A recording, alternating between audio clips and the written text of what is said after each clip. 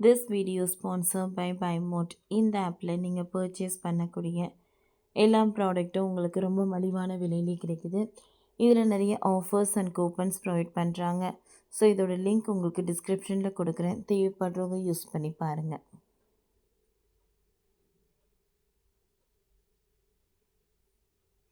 திருந்த நினைக்கிறவர்களுக்கு வெற்றிமாறன் சீக்ரெட் பிடித்த கதை ரொம்ப முக்கியம். ஜேம்ஸ் வசந்த் பலிச்.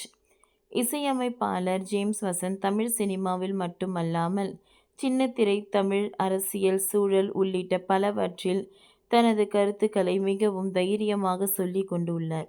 மேலும் சில விஷயங்களில் அவர் தெரிவிக்கும் கருத்துக்கு இணையவாசிகள் பலரும் தங்களது கருத்துக்களை சொன்னாலும் அவற்றில் மிகவும் முக்கியமான கருத்துக்களை, சரியான பதில் கருத்துக்களையும் ஜேம்ஸ் வசந்த் தெரிவிப்பது உள்ளனர்.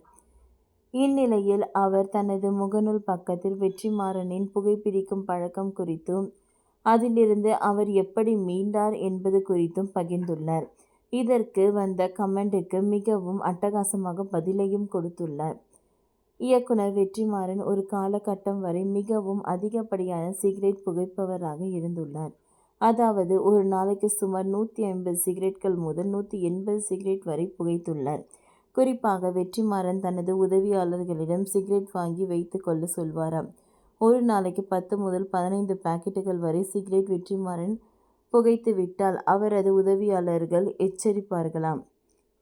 எத்தனை பாக்கெட் ஆகியுள்ளது என கேட்ட பின்னர் 15 பாக்கெட்டுகள் தீர்ந்துவிட்டது என கூறினால் மேலும் 2-3 சிகரெட் பாக்கெட்டுகளை வாங்கி வைத்து கொள்ள சொல்வாராம்.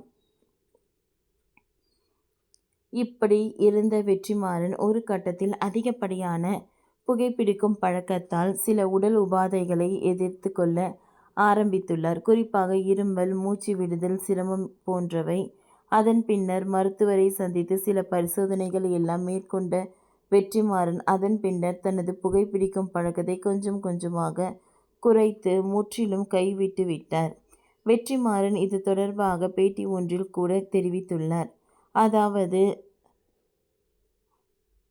செயின் மேக்கர் என்று அதன் பின்னர் புகைப்பிடிப்பதை விட்டுவிட்டதாகவும் தெரிவித்திருந்தார்.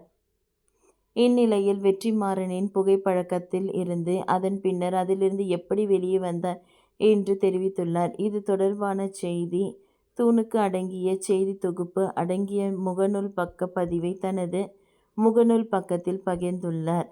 இவரது இந்த பதிவுக்கு முகநூல்வாசி ஒருவர் வெற்றிமாறனை மோசமாக விமர்சித்துவிட்டு இப்பொழுது வெற்றிமாறன் சிகரெட் பிடித்த கதை எல்லாம் இப்பொழுது ரொம்ப முக்கியமா என்று கமெண்ட் செய்திருந்தார். அதற்கு இசையமைப்பாளர் ஜேம்ஸ் வசந்த் தனது ஸ்டைலில் பதில் கொடுத்துள்ளார்.